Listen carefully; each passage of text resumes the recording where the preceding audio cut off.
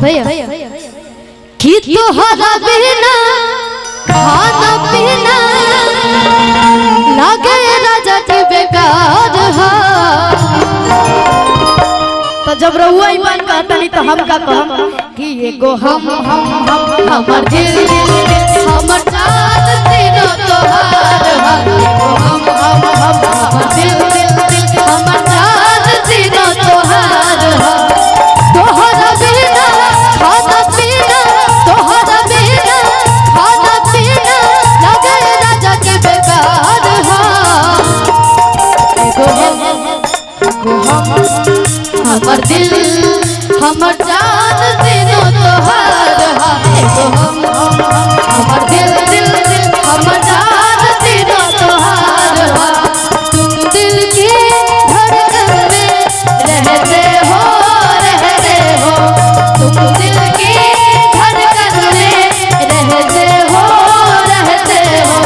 बाहों में आ जाओ सपनों में खो जाओ बाहों में आ जाओ सपनों में खो जाओ तुम दिल की धड़कन में रहते हो हमर जान तीनों तोहार हमर जान तीनों तोहार। और सब रउआ खातिर का कहे के बा जब से देखल बने रानी तोहार चढ़ल जवानी हो तोहार चढ़ल जवानी हो जब से देखल बने रानी तोहार चढ़ल जवानी हो तब से का अरे ठीक से ना हम खाना खाने ना पी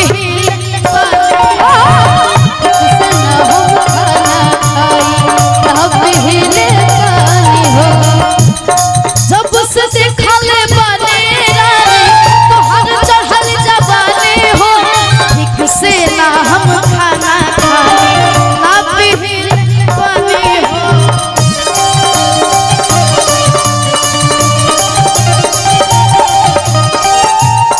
दोनों बेरा तोहार फेरा दोनों बेरा तोहार फेरा लगे कि दिल बेकरार हा। हमर दिल हमर जान तीनों तोहार हा। हमर दिल हमर जान तीनों तोहार हा। हमर दिल हमर जान तीनों तोहार हा। हमर दिल